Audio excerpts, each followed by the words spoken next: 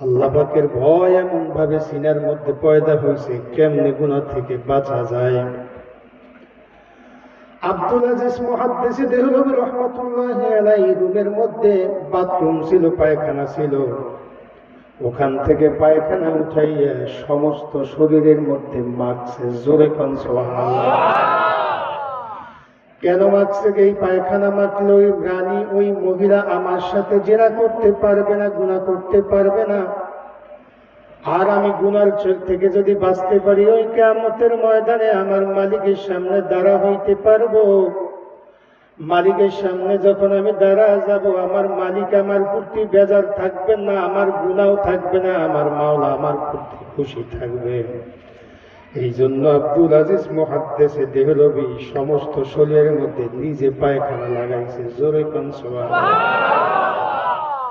পায়খানা লাগাইছে। রমণী যখন, ওই নারী রানী যখন রুমের তালা খুলে আব্দুল আজিজ মুহাদ্দিস দেহলভীর রুমের মধ্যে প্রবেশ করলেন, গুনাহ করবেন, জেনা করার জন্য প্রবেশ করেন, দেখে রুমের থেকে দুর্গন্ধ, কাছেও যাওয়া যায় না। সমস্ত শরীরে পায়খানা, গু মাখা।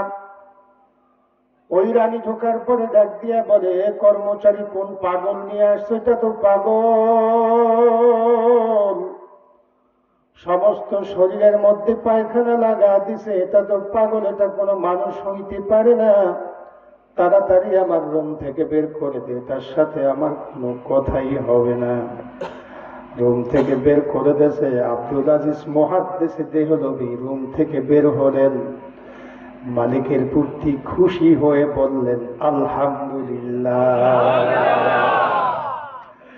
এবার ঘন্টা চলতেছে, সময় হয়ে গেছে, ক্লাস করতে হবে। ওস্তাদ ক্লাসে বুখারীর 10 দিতেছে। দেওবন্দ মাদ্রাসার প্রথম ছাত্র পথ দিয়ে রওনা হলেন। পথের মধ্যে কেমনে পায়খানা ধুইবেন, সামান্য পানি পাইলেন। ওই পানি দিয়ে একটু শরীরটা পরিষ্কার করে কোন রকম রওনা হয়ে ক্লাসের মধ্যে চলে গেলেন। যুবক শোনো,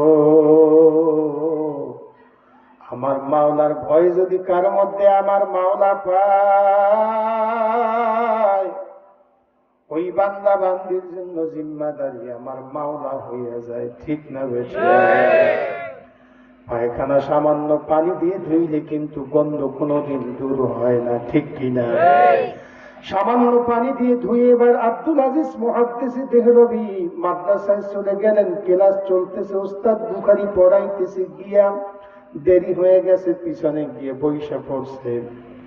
ওস্তাদ দর্স বন্ধ করে এবার ছাত্রদেরকে জিজ্ঞাসা করে, ও ছাত্ররা বলো, আজকের ক্লাসের মধ্যে এত দামি সুঘ্রাণ কে দিয়ে আসছো? সুবহানাল্লাহ। এক একজনকে জিজ্ঞাসা করে, ও ছাত্ররা কে সুঘ্রাণ দিয়ে আসছো? এত সুন্দর সুঘ্রাণ দুনিয়ার কোন দোকান থেকে আজ পর্যন্ত পাই নাই, কে দিয়ে আসছো সত্যি করে বলো। ছাত্ররা বলে, ওস্তাদ জি, আমরা কেউ আজকের সুগন্ধি লাগাই নাই, আপনি যেই সুঘ্রাণের কথা বলতেছেন আমরা কেউ লাগাই নাই। ওস্তাদ বলে, সত্যি করে বলো কে লাগাইছো? পিছন থেকে একটা ছাত্র দাঁড়ায় গেছে, ও ওস্তাদ জি, আমাদের বড় ভাই আব্দুল আজিজ সবার শেষে ক্লাসে আসতে দেরি হয়ে গেছে, আমার পাশে বসছে। ওস্তাদ জি, আল্লাহর কসম, আমার বড় ভাই আব্দুল আজিজের শরীর থেকে সুঘ্রাণ আসতেছে। সুবহানাল্লাহ। এবার ওস্তাদ বলে, ও আব্দুল আজিজ, দেরি করে ক্লাসে আসছো, ব্যাপারটা আমি বুঝলাম না, তবে এমন কোন সুঘ্রাণ লাগাইছো বাবা বলো। দুনিয়ার কোন দোকান থেকে এই সুঘ্রাণ আমি পাই নাই, আল্লাহর কসম। কোথা থেকে লাগাইছো, কোন দোকান থেকে ক্রয় করছো বাবা বলো। আব্দুল আজিজ দ্বারা কান্না করে আর বলে, ওস্তাদ জি, সময় বেশি নেওয়ার সময় নাই, ক্লাস করাইবেন, বুখারী পড়াইবেন। আমি আল্লাহর কসম দুনিয়ার কোন সুঘ্রাণ লাগাই নাই। ওস্তাদ কোথা থেকে আসে আমিও বলতে পারবো না, বরং শোনেন, আমার শরীর থেকে তো পায়খানার গন্ধ আসার কথা। সুবহানাল্লাহ। ইমানের হালাতটা কেমন? কত বড় ঈমানওয়ালা, গুনাহ করবে না মাওলাকে ভয় করার জন্য নিজের শরীরে পায়খানা মাইকা গুনাহ থেকে বাঁচতে চেয়েছেন, ঠিক কিনা? এবার বলে ওস্তাদ জিগায়, ও আব্দুল আজিজ, তোমার গায়ের থেকে সুঘ্রাণ সবাই পায়। বাবা তবে শোনো, এটা দুনিয়ার কোন ঘেরান না, আমি তোমারে বলি এটা তো জান্নাতি সুঘ্রাণ আসতেছে। সত্যি করে বললি বাবা, কোন দোকানের এত কান্নায় যেন ক্লাসটা জরা জরা হয়ে গেছে, সবাই কান্দে, আব্দুল আজিজ কান্না করে বলে ওস্তাদ শোনেন, আমি লজিং খাই অমুক বাড়ির থেকে আসার সময় এক রানী সুন্দরী মহিলা আমাকে নিয়ে রুমের মধ্যে তালা লাগায় দিয়েছিল, আমার সাথে জেনা করবে। আমি দেখি আমার মাওলায় তাকাইয়ে রয়েছে, আমি কেমনে গুনার থেকে বাঁচবে, এজন্য ওই রুমের মধ্যে থেকে গু পায়খানা উঠাইয়া সমস্ত শরীরে বাঁচছি, যেন গুনাহ আমার না হয়। সুবহানাল্লাহ। উস্তাদ ডাক দিয়ে বলে, ও আব্দুল আজিজ বাবা শোন, আমার মাওলাকে ভয় করতে যাইয়া পায়খানা মেখে শরীরের মধ্যে গুনাহ থেকে বাঁচতে চেয়েছো, ওই পায়খানার গন্ধ আমার মাওলা দূর করে তোমার গায়ের থেকে শরীর থেকে আমার মাওলা এমন খুশি হয়েছে তোমার বুদ্ধি, ওই পায়খানা দূর করে আমার মাওলা তোমার শরীর থেকে জান্নাতি সুঘ্রাণ বের করছে। সুবহানাল্লাহ। এজন্য যুবক ভাইরা, আমার শরীরটাও ভালো না, লম্বা চূড়া আলোচনা হবে না, আমার মাওলাকে ভয় করো। আমার মাওলাকে ভয় করলে আমার মাওলা দুনিয়া আখিরাতের রাস্তা তোমার জন্য প্রশস্ত করবে, ঠিক না বেঠিক? আমাদের ইমানের হালাতটা কেমন? আগেকার বুজুর্গ দিনের ইমানের হালাতটা কেমন? আশরাফ আলী থানভী, হাকিমুল উম্মাত, মুজাদ্দিদে মিল্লাত শাহ আশরাফ আলী থানভীর নাম আপনারা শুনেছেন কিনা? শুনেছেন? হাকিমুল উম্মাত, মুজাদ্দিদে মিল্লাত শাহ আশরাফ আলী থানভী রহমাতুল্লাহি আলাইহি খানকায়ে এমদাদিয়ার ইমাম ছিলেন। বড় ভাই আকবর আলী, ছোট ভাই আশরাফ আলী থানভী। বড় ভাই আকবর আলী ছোট ভাই আশরাফ আলীর পিছনে নামাজ পড়তেন না, লোকেরা সমালোচনা করতেন, হাসাহাসি করতেন। আশরাফ আলী থানভী গিয়ে তার মাকে বলে, মা গো শোনেন, আমি খানকায়ে এমদাদিয়ার ইমাম, আমার বড় ভাই আকবর আলী আমার পিছনে নামাজ পড়ে না, বড় লজ্জা হয়, মানুষ সমালোচনা করে, হাসাহাসি করে, মা গো আমার বড় ভাই আকবর আলী আমার পিছনে নামাজ পড়ে না। আল্লাহু আকবার। থানভীর মা বলে, বাবা আকবর আলী আসুক, আজকের থেকে আমি বলে দেব তোমার পিছনে নামাজ পড়বে। জোহরের নামাজ আদায় করে আকবর আলী বাসায় গেলেন। আশরাফ আলী থানভীর যেতে দেরি হয়েছে, যিনি তাফসিরে আশরাফিয়া লিখেছেন আশরাফ আলী থানভী রহমাতুল্লাহি আলাইহি। আকবর আলী বাড়ি যাওয়ার পর মা জিজ্ঞাসা করে, ও বাবা আশরাফ আলী তোর ছোট ভাই, তুই বড় ভাই, ওর পিছনে তুই নামাজ পড়ো না, ব্যাপার কি? সত্যি করে বল, মানুষ সমালোচনা করে। আকবর আলী বলে, মা আপনি আমার মা মানুষ, আমি বলতে পারবো না, আমার লজ্জা হয়। ও মা বলে, বাবা কি ব্যাপার বলো, কেন বলো না? আকবর আলী বলে, মা এটা মহিলাগত একটা বিষয়, এজন্য আমি ওর পিছনে নামাজ পড়ি না। আল্লাহু আকবার। বলে, বাবা মহিলাগত বিষয় কি? সত্যি করে বলো। বলে, মহিলাদের মাসালাগত একটা বিষয়। কি হয়েছে বলো দেখি। বলে, মা শোনেন, আপনি আমার মা মানুষ, জানবার চেয়েছেন আমরা দুইটা ভাই, আশরাফ আলী আমি আকবর আলী, ওর পিছনে নামাজ পড়ি না। আমি ওর পিছনে এ কারণে নামাজ পড়ি না, একদিন জোহরের নামাজ আমি আদায় করতেছিলাম, আমি পিছনে দাঁড়ানো আশরাফ আলীর সামনে ইমামতের দায়িত্ব পালন করতেছিলেন, ওর পিছনে দাঁড়ায় আমি নামাজ পড়তে গিয়ে রক্তের গন্ধ পাইছি। আল্লাহু আকবার। বলে, মা মহিলাদের হায়েজ নেফাসের বিষয় রক্তের গন্ধ পেয়েছি। বলে, বাবা ব্যাপারটা কেমন? বলে, মা আমি কিছুই বলতে পারবো না, আশরাফ আলী আসলে জিজ্ঞাসা করে নিবেন। জোহরের নামাজ পড়ে আশরাফ আলী থানভী বাড়ি চলে গেলেন। মা জিজ্ঞেস করে, বাবা সত্যি করে বল, আজকের আমি আলোচনা করেছি তোর বড় ভাই আকবর আলীর কাছে জিজ্ঞাসা করেছি কেন নামাজ পড়ে না, সে তোর পিছনে নামাজ পড়তেছিল, তুমি ইমাম সে মুসল্লি, সে বলেছে আজকের নাকি হায়েজ নেফাজের রক্তের গন্ধ পাইছে। সুবহানাল্লাহ। আশরাফ আলী থানভী নামাজ শেষ করে মসজিদ থেকে চলে আসার পরে বলে, বাবা ঘটনা হলো এই, তোমার বড় ভাই আকবর আলী রক্তের গন্ধ পেয়েছে, হায়েজ নেফাসের কি হয়েছে বলো দেখি।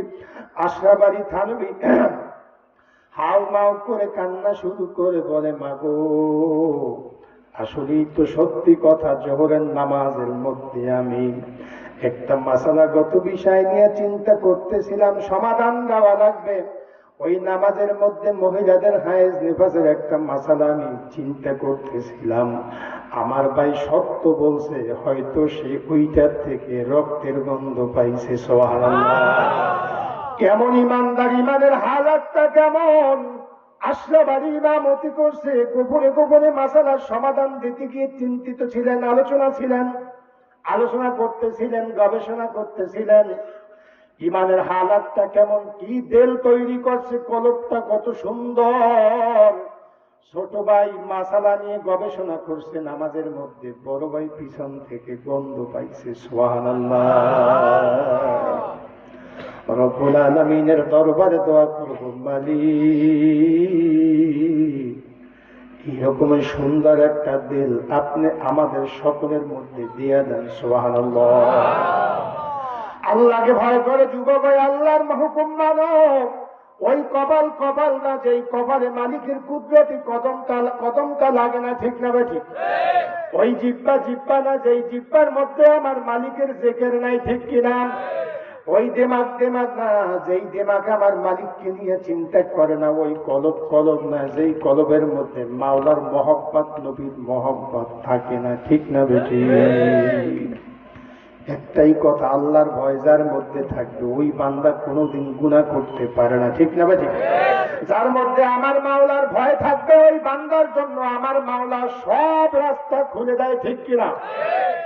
তাফসীরে খাজমে আলাউদ্দিন আলী ইবনে মুহাম্মদ রাহমাতুল্লাহি আলাইহি লেখেন, বাবা একজন ইহুদির কন্যা গোপনে কালেমা পড়ে ইসলাম কবুল করে মুসলমান হয়ে গেছে। সুবহানাল্লাহর আওয়াজ দেন। বাবা হলেন রাজদরবারের একজন উজির। আগের কালে রাজদরবারের যারা উজির ছিলেন, বাদশার যারা উজির ছিলেন, তাদের কাছে রাজদরবারের আংটি জমা থাকতো। যারা উজির ছিল তাদের হাতে আংটি থাকতো না, রাজা বাদশাদের হাতে আংটি থাকতো, ঠিক কিনা আওয়াজ করে বলেন? আংটি জমা থাকতো উজিরের কাছে। মেয়েটা কালেমা পড়ে ইসলাম কবুল করে মুসলমান হয়ে গেছে। কি কেন মুসলমান হয়েছে আমরা লম্বা চূড়া দীর্ঘ আলোচনা শোনার পরেও আমাদের বয়ানের দ্বারা তেমন কোনো ফায়দা হয় না, ঠিক কিনা? কথা কয় না? রাত ভর আলোচনা, কিন্তু এর মধ্যে কোন জায়গা জানি বলছিলাম, আরো মাহফিলে গেছি তো বয়ান শুনলেই, শীতের দিন তো রাস্তায় উঠছি শেষ করে মোনাজাত দিয়ে, তো একজনের সুন্দর ফস করে একটা বিড়ি ধরাইছে, ফস করে। আমি কই, দেখছো কি তাসির বয়ানে হইছে, বয়ান শুনলেই বিড়ি ধরাইছে। বোঝেন না কথা? বোঝেন কি তাসির যে হইছে, বয়ান শোনার লগ বিড়ি ধরাইছে। ওই হুদির কন্যা শুধু এটুক শুনছে, বিসমিল্লাহ বললে আল্লাহ নাজাত দেয়, বিসমিল্লাহ বললে আল্লাহ বরকত দেয়, বিসমিল্লাহ বললে আল্লাহ জান্নাত দিয়ে দেয়। জোরে কোন সুবহানাল্লাহ। এইটুক শুনে ইসলাম কবুল করে কালেমা পড়ে মুসলমান হয়ে গেছে। রাজদরবারের উজির বাবা একজন ইহুদি, রাজদরবার থেকে যখন বাসায় চলে আসতো মেয়েটা দৌড়ায় বাবার কাছে যাইতো, গিয়ে যখন দাঁড়াইতো বাবার কোনো কিছু আগায় দিলে মেয়েটা বলতো বিসমিল্লাহ। জোরে কোন সুবহানাল্লাহ। বারবার বলতো বিসমিল্লাহ, কাজ রাখতো, কাজ দিত, বলতো বিসমিল্লাহ। বাবা হলেন ইহুদি, মেয়ে গোপনে মুসলমান হয়ে গেছে, কালেমা পড়ে ইসলাম কবুল করেছে। বাবা বলে, মেয়ে শোনো, এটা মুসলমানদের একটা সিলেবাস, এটা আমাদের কোনো সিলেবাস না, তুমি কেন বিসমিল্লাহ বলো? এটা আমাদের কিছু, তুমি আর বিসমিল্লাহ বলতে পারবা না। এত কিছু বারণ করার পরেও মেয়েটা শুধু ভালো কাজের শুরুতে বিসমিল্লাহ, কাজটা শেষ হলে আলহামদুলিল্লাহ, ভবিষ্যতে করবো ইনশাআল্লাহ। মেয়েটা বারবার বিসমিল্লাহ বলে। বাবা ডাক দিয়ে বলে, মা শোন, আর কোনোদিন বিসমিল্লাহ বলবি না। মেয়েটা ডাক দিয়ে বলে, ও বাবা, আমি বিসমিল্লাহ বললে কেমন যেন শান্তি পাই, মজা পাই, জোরে কোন সুবহানাল্লাহ। বলে, মেয়ে শোন, এখন থেকে বারণ করে দিলাম, আমি তোর বাবা, তুই আমার মেয়ে যদি বিসমিল্লাহ বল, তোকে কিন্তু দুনিয়ায় রাখবো না। আল্লাহু আকবার। মেয়েটা ডাক দিয়া বলে, বাবা শোনো, এই বিসমিল্লাহ বললে আমার দিলে শান্তি লাগে, জবানে মজা লাগে, কাজের মধ্যে বরকত আমি পাই, জোরে কোন সুবহানাল্লাহ। এত হুমকি ধামকি দেওয়ার পরেও বিসমিল্লাহ বলার থেকে মেয়েকে বারণ করতে পারেন নাই, ফিরাইতে পারেন নাই।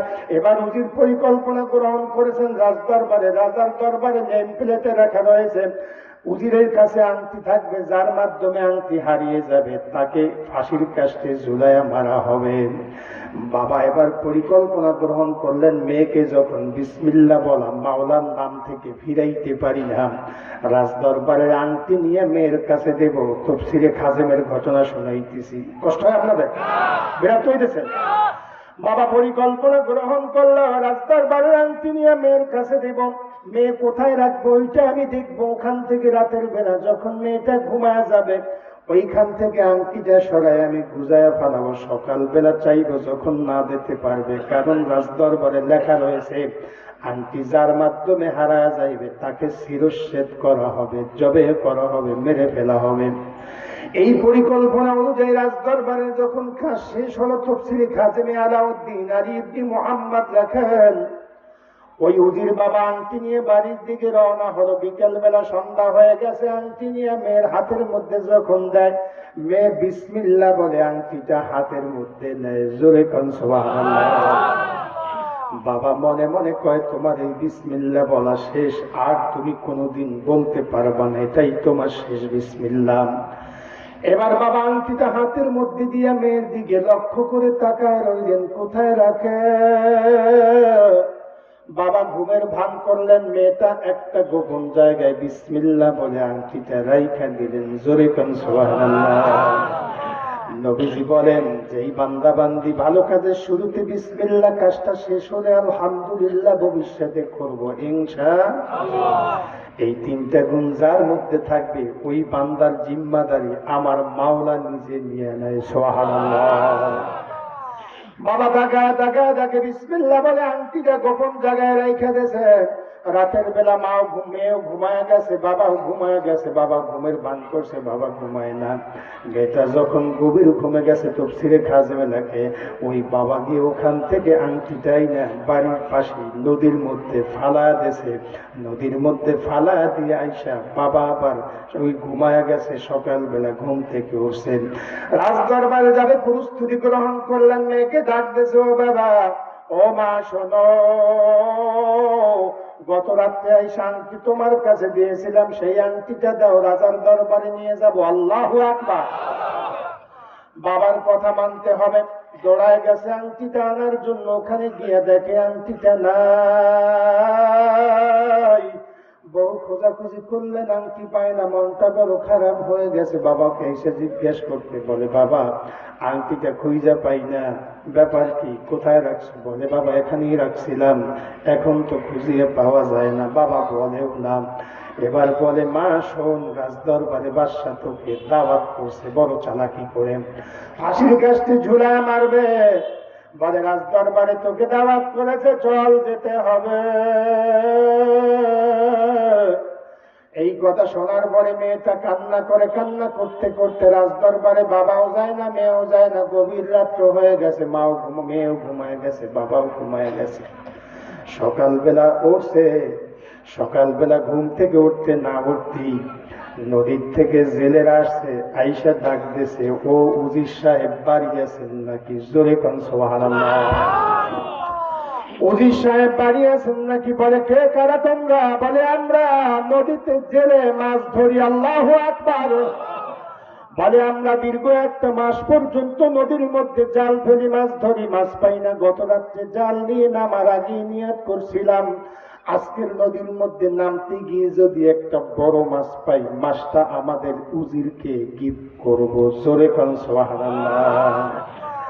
এবার জেলেরা বলে, ভাই উজির সাহেব, একটা মাস পর্যন্ত নদীর মধ্যে জাল ফালায় মাছ ধরি, মাছ পাই না। গত রাত্রে এই নিয়ত করে আমরা নামছিলাম, বড় একটা মাছ পাইছি, এই মাছটা আপনার জন্য গিফট করলাম, আপনাকে দিলাম, এইটা আপনি রান্না করে খাবেন। সুবহানাল্লাহ।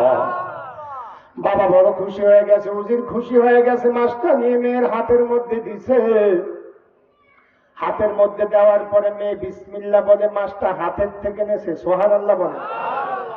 বাবা বলে যে এই বিসমিল্লাহ থেকে ফিরাইবার জন্য এত কিছু করলাম, আংটি দিলাম, হারায় ফেলাইছি, মারবো রাজ দরবারে নিয়ে ফাঁসির কাস্টে ঝুলাবো, এরপরেও বিসমিল্লাহ থেকে ফেরলো না, আংটি দেবে, না দিতে পারলে শিরুচ্ছেদ। এবার মেয়েকে ডাক দিয়া বলে, মা সব মাছটা সুন্দর করে জবে করবি, কুটবি, কাটবি, ধুবি, রান্না করবি, আমিও খাবো তুমিও খাবা, রাজ দরবারে খাইয়া দে, দুজন যাব। মেয়েটা মাছটা নিয়ে বাড়ির মধ্যে ঘরের মধ্যে চলে গেলেন, দা বড়ি রেডি করলেন, বিসমিল্লাহ বলে মাছটা কাটা আরম্ভ করলেন, মাথা কাটলেন, পেট কাটলেন। পেটটা কাটার সঙ্গে সঙ্গে দেখে ওই যে আংটি রাজ দরবার থেকে বাবা আইনা দিয়েছিল, ওই সুন্দর আংটি মাছের পেটের মধ্যে পাওয়া গেছে। সুবহানাল্লাহ। এবারে আপনাদের কষ্ট হইতেছে? মেয়ে বাবার কাছে বলে না, গোপনে মাছের পেটের থেকে আংটি নিয়ে বিসমিল্লাহ বলে আবার ওই জায়গায় রাখছে। সুবহানাল্লাহ বলেন। রান্না বান্না শেষ হয়ে গেছে। দুনিয়ার বান্দা বান্দি, যুবক ও পর্দার আড়ালের মা, শোনো, যেই বান্দা বান্দি আমার মাওলাকে ভয় করে, আমার মাওলার জন্য হয়ে যায়, ওই বান্দা বান্দির জন্য আমার মাওলা হইয়া যায়। ঠিক না বেটি? বিসমিল্লাহ বলে আংটিটা নিয়ে জায়গা মতো রাইখা মাছ রান্না করে খাবার দাবার বাবাকে ডাকতেছে, রেডি করে বলে, বাবা আসো, তাড়াতাড়ি খাও, রান্না বান্না হয়ে গেছে। বাবা ডাক দিয়া বলে, মা আমিও খাবো তুমিও খাবা, রাজ দরবারে বাদশা যাইতে বলছে। বলে, বাবা কোনো ব্যাপার না, যাইতে রাজি আছি। এবার দুজন খাবার দাবার কমপ্লিট। বাবা বলে, মা আংটি কিন্তু লাগবে। আল্লাহু আকবার। বলে, আংটি নিয়ে যাওয়া লাগবে, রাজ দরবারে নেম প্লেটে রাখা রয়েছে, যার মাধ্যমে আংটি হারিয়ে যাবে তাকে ফাঁসির কাস্টে ঝুলায় মারা হবে। মাগো, আংটি ছাড়া বাদশার দরবারে কোনোদিন যাওয়া যাবে না। মেয়েটা পাগলের মতো হয়ে গেছে, কেমনে আনবো কেমনে আনবো। মেয়েটা দৌড়ে ওই যেখানে আংটি রাখছে ওখানে চলে গেলেন, বিসমিল্লাহ বলে হাত দিয়ে আংটিটা আইনা বাবার হাতের মধ্যে দিলেন। সুবহানাল্লাহর আওয়াজ দেন। বাবার হাতে যখন আংটিটা মেয়েটা দিয়ে দিল, মেয়েটা অজ্ঞান হয়, বাবা অজ্ঞান হয় জমিনের মধ্যে বেহুশ হয়ে পড়ে গেল। ওই পেইল আংটি, আংটি তো ফালায় দিয়ে আসছি, মনে আছে নাকি? দীর্ঘ সময় পরে হুঁশ ফেললো। এবার মেয়েকে বাবা জিজ্ঞেস করে, মা সত্যি করে বল, আংটি তুই কই পাইছো, সত্যি করে বল। এবার মেয়ে বলে, বাবা ওই যে সকালবেলা জেলেরা এসে একটা বড় মাছ দিয়ে গিয়েছিল, ও বাবা ওই মাছটা যখন আমি কাটতেছিলাম, মাথা কাইটা আলাদা করেছি, পেট কাটতেছিলাম, কাটতে গিয়ে দেখি মাছের পেটের মধ্যে আংটি পাওয়া গেছে। সুবহানাল্লাহ। বাবা মেয়েকে জড়ায় ধরে কান্না করে, হাউ মাউ করে কান্না করে, আর বলে, মা সত্যি করে বলো, ওই মাছের পেটে কি আংটি পেয়েছো? মেয়ে বলে, বাবা আল্লাহর কসম, ওই মাছের পেটের মধ্যে তো আংটি পাইছি, কিন্তু ব্যাপারটা কি একটু বাবা বলবেন নাকি? বাবা কান্না করে আর বলে, মা তুই বিসমিল্লাহ বলো, আল্লাহর নাম নাও, এইটা আমরা হলাম ইহুদি, আল্লাহর নাম জবানে দাও, এইটা আমার সহ্য হয় না, তোকে আমি কেমনে মারবো? মেয়ে মানুষ, নিজের হাতে মারতেও পারবো না, কলিজায় আঘাত লাগবে। রাজ দরবারে নেম প্লেটে রাখা রয়েছে, রাজ দরবারে রাজার আংটি যে হারিয়ে ফেলবে তাকে ফাঁসির কাস্টে ঝুলায় মারা হবে। আমি আংটি আইনা তোর কাছে দিয়েছিলাম রাতের বেলা, যখন তুই ঘুমায় গেছিলি, ওই ঘুমের মধ্যে আমি ওখান থেকে আংটি নিয়ে নদীর মধ্যে ফালা দিয়েছিলাম। সুবহানাল্লাহ। মেয়ে কান্না করে আর বলে, বাবা কাজের শুরুতে বিসমিল্লাহ, কাজটা শেষ হলে আলহামদুলিল্লাহ, ভবিষ্যতে করব ইনশাআল্লাহ। নবী বলছে এই তিনটা গুণ যার মধ্যে পাওয়া যাবে ওই বান্দা বান্দির জিম্মাদারি কে হন? আল্লাহ। মেয়ে বলে বাবা শোনেন, আমি আপনার মেয়ে ইহুদি ঠিকই, কিন্তু আমি গোপনে গোপনে মুসলমানদের এই বয়ানটুকু শুনি, কালেমা পড়ে আজ থেকে বহুদিন আগে ইসলাম কবুল করে মুসলমান হয়ে গেছি। সুবহানাল্লাহ। বাবা কান্না করে আর বলে ও মা, আর দেরি হবে না, আমি আর ইহুদি হব না, রাজ দরবারে যাব না, উজিরগিরি আমার লাগবে না, আমাকেও কালেমা পড়া দাও, ওই আল্লাহর নাম আমাকেও শিখা দাও। ও মা, যেই মাওলার নাম নেওয়ার কারণে আল্লাহ এত বড় হেফাজত তোমাকে করেছে, মৃত্যু থেকে আমার মাওলা বাঁচা দিয়েছে, আংটি নদীর মধ্যে ফালায় দিয়েছি, মাছের দ্বারা মাওলায় গিলাইয়া ওই আংটি মাছের পেটের মাধ্যমে তোমার কাছে পৌঁছে দিয়েছে। ওই মাওলাকে আমি চিনবার চাই, ওই মাওলাকে আমিও ভয় করে কালেমা পড়ে মুসলমান হয়ে কবরে যেতে চাই। মা আমাকে কালেমা পড়ায় মুসলমান বানায় দাও। সুবহানাল্লাহ। বাবা মুসলমান, মেয়ে মুসলমান, ও দুনিয়ার বান্দা বান্দি, আমার মাওলাকে চেনো, আমার মাওলার হুকুম মানো, মাওলাকে ভয় করো। মাওলাকে যদি ভয় করতে পারো, মাওলা দুনিয়া খেতে রাস্তা খুলে দেবে, ঠিক না বেঁচে? ইমামে আজম আবু হানিফার নাম আপনারা শুনেছেন, শুনেছেন না?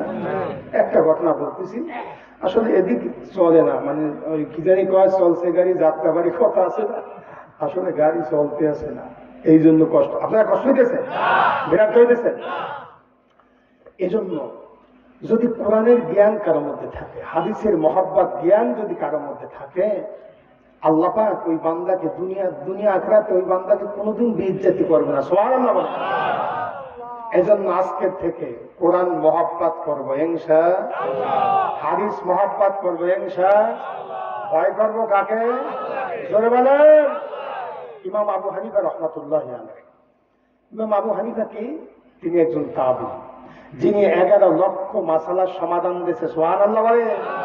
11 লক্ষ, কত লক্ষ? 11। এই ইমাম আবু হানিফার আমলে এক নাস্তিক 3টা প্রশ্ন করছে। কয়টা প্রশ্ন? 3টা প্রশ্ন করছে, যে এই 3 প্রশ্নের উত্তর যদি কেউ দিতে পারে, তাইলে আর আমি নাস্তিক থাকবো না, কালেমা পড়ে ইসলাম কবুল করে মুসলমান হয়ে যাবো। সুবহানাল্লাহ। হেদায়েতের মালিক কে? আল্লাহ। জোরে কর আল্লাহ। শোনে, বয়ান তো শুনি, ওই মহব্বত নাই, সুর ভালো হইলে বসবো, বেশকি টেস্কি দিতে পারলে বসবো, না এই চলিয়ে যাবো, এরকম কিছু লোক আছে না? কিন্তু কোরআনের মহব্বত নিয়ে যদি কেউ বসতে পারে, আল্লাহ ওই বান্দার সিনায় মারিফাতের নূর ঢেলে দেয়। সেটা ঠিক? এজন্য কোরআনের মহব্বতে বসি, সুর আছে কি না আছে এইটা দেখার দরকার নাই, কোরআনের মহব্বত নিয়ে বসবেন তো আল্লাহ পাক সিনের মধ্যে নূর ঢেলে দেবে। কোরআনে একটা আলাদা বরকত আছে না?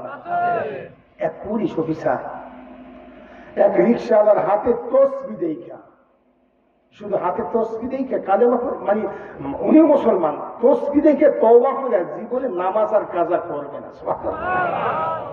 তসবি দেখে মাওলার পাগল হয়ে গেছে। সুবহানাল্লাহ। বলে হুজুর, এক রিক্সাওয়ালা 2 হাত দিয়ে রিক্সা চালায়, হ্যান্ডেল ধরে, হাতের মধ্যে যদি তার তসবি থাকতে পারে, আর আমি পুলিশের অফিসার হইয়া এসি রুমের মধ্যে থাইকে কেন আমি আল্লাহ পাগল হইতে পারবো না? সুবহানাল্লাহ। হেদায়েতের মালিক কে? আল্লাহ। বয়ানের মাধ্যমে হেদায়েত না, ঠিক না বেটি? যদি বয়ানের মধ্যে হেদায়েত থাকতে, তাইলে নবীজি তার চাচা আবু তালিবকে বয়ান কম করছে? শেষ পর্যন্ত এটুক বলছে, চাচা আমি শুধু কি এটুক বলেন, লা ইলাহা ইল্লাল্লাহ মুহাম্মাদুর রাসূলুল্লাহ, আপনার বলা লাগবে না, আল্লাহু আকবার, তারপরও কালেমা নসিব হয়। এজন্য আজকে আসছি, একটু বসেন, কাজে লাগতেও পারে, কারণ এইটা কারো কারো জীবনের শেষ বয়ান হতে পারে, পারে কি পারে না? শেষ মাহফিল হতে পারে কি পারে না? হায়াত কার হাতে? ইদ্রিস নবীর কাছে জিবরিল আমিন আসছে, আইসা বলে আপনার একটা সুসংবাদ আছে। সুবহানাল্লাহ। বলে কি সুসংবাদ? বলে হ্যাঁ, আল্লাহ জানা এদেশে ওহী নাজিল করছে। কি ওহী? বলে আপনি নেকি করবেন একটা, আল্লাহ সওয়াব দেবে 2টা। সুবহানাল্লাহ। কয়টা? এক নেকি করবে একটা, নেকের কাজ সওয়াব দেবে 2টা। সুবহানাল্লাহ। বলে ইদ্রিস নবী খুশি হয়ে গেছে, খুশি হয়ে বলে, ভাই জিবরিল। বলে জি। বলে, আপনার সাথে তো বড় সম্পর্ক, ভালোবাসা। বলে জি। বলে, আমার হায়াতটা একটু বাড়ান যায়। জোরে কেন সোয়াল? কি বাড়াইবে? হায়াত। কেন বাড়াইবে? একটা নেকি করলে দুইটা সওয়াব দেবে, এই জন্য সে বাড়াইবে। আর আমরা হায়াত বাড়াইতে চাই কেন? জাল দলিল করবো, আইল ঠেলবো, জমি করবো, কথা কেন? সুদে টাকা লাগাবো, 5টা বাড়ি করবো, পরেরটা ঠগাই খাবো, হারাম খাবো, হত্যা করে হইলেও নিজে ক্ষমতায় বসে থাকবো, ঠিক না? ঠিক। আর ইদ্রিস নবী হায়াত বাড়াইতে চাইছে যাতে নেকের পাহাড় নিয়ে মালিকের দরবারে উপস্থিত হইতে পারে। সুবহানাল্লাহ। এখন বলে, ভাই জিবরিল, হায়াত একটু বাড়ান যায়। জিবরিল ডাক দিয়া বলে, ও ভাই ইদ্রিস, সম্পর্ক আছে বটে, কিন্তু শোনো, হায়াতটা বাড়াবার ক্ষমতা আল্লাহ আমারে দেয় না, এটা আল্লাহ আজরাইলের হাতে দিয়েছে। সুবহানাল্লাহ। কার হাতে? আজরাইলের হাতে। এই হায়াত আমি বাড়াইতে পারবো, এটার দায় দায়িত্ব আল্লাহ আজরাইলকে দিয়েছে। সুবহানাল্লাহ। এখন ইদ্রিস নবী বলে, ভাই আজরাইলের সাথে তো আপনার ভালো সম্পর্ক, আপনি একটু বললে কই হায়াতটা বাড়ান যায়। বলে, হায়াত তো আজরাইলের কাছে সম্পর্ক ভালো ঠিকই, তবে চল দেখি, তার সাথে আলাপ করে দেখি। এখন ইদ্রিস নবী জিজ্ঞাসা, আজরাইল কোথায়? কয়, 4র্থ আসমানে সদর দপ্তর আজরাইলের ওখানে সচিব পর্যায়ের দায়িত্ব পালন করে। সুবহানাল্লাহ। কত আসমানে? 4র্থ আসমানে। এখন ইদ্রিস নবী বলে, আমার একটু নিয়ে যাইবেন তাইলে? এই যায়। কোথায় যায়? হায়াত বাড়াইতে। আল্লাহ কায় তোরে জনমের মতো হায়াত বাড়ানো।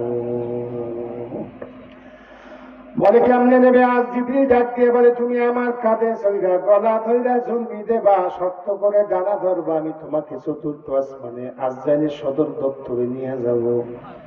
এবার ইদ্রিস নবী আরো খুশি। জোরে কান সুবহানাল্লাহ। খুব খুশি হয়ে গেছে, হায়াত বাড়াইতে যায়। 4র্থ আসমানে নিয়ে গেছে, নিয়ে আজরাইলের সদর দপ্তরের পিছনে ইদ্রিস নবীর দাঁড়া করে রাখছে। কষ্ট হইতেছে আপনাকে? বুঝি, মজা লাগে না? মজা লাগে না? না লাগে? লাগে লাগে। জোরে কান আল্লাহু আকবার। সদর দপ্তরের পিছনে দাঁড়া করে গেছে। জিবরিল আমিন আজরাইলের কাছে গেছে, সালাম দিয়েছে। আজরাইল দেখকে বসে আইছে, সম্মানিত ফেরেশতা জিবরিল আমিন দেখকে দাঁড়াই গেছে। জোরে কান সুবহানাল্লাহ। আহলান সাহালান মারহাবান তৈয়িবান। ভাই জিবরিল, কোথা থেকে আগমন, কেন আসছেন?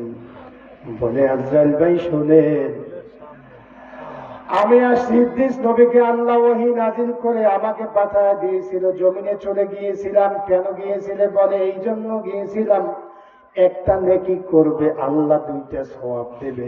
ইদ্রিস নবীকে এই সুসংবাদ দেওয়ার পরে ইদ্রিস নবীর হায়াতটা একটু বাড়াইতে চায়, এই জন্য আমি আপনার কাছে ইদ্রিস নবীকে নিয়ে আসছি। বলে, সে কোথায়? বলে, আপনার সদর দপ্তরের পিছনে দাঁড়া কইরা এখানে চলে আসছি। আল্লাহু আকবার বলে। এখন আজরাইল বলে, তাই নাকি? বলে, হ্যাঁ।